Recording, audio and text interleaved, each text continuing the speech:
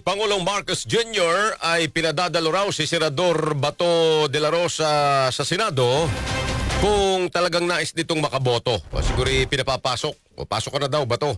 Kasama natin sa balita si Rajuman Chanel Salazar.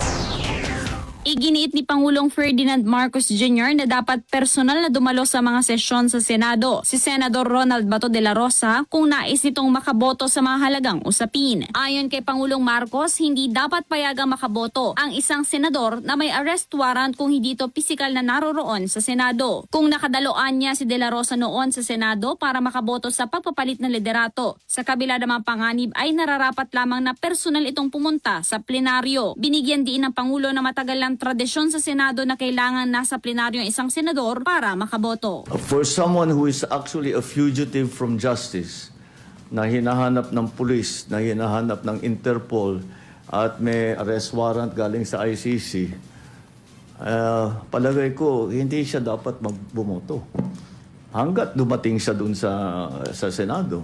Si Pangulong Ferdinand Marcos Jr. Kasama mo sa DZXL RMN Manila, Rajuman Chanel Salazar, Tatak RMN. RMN Network News.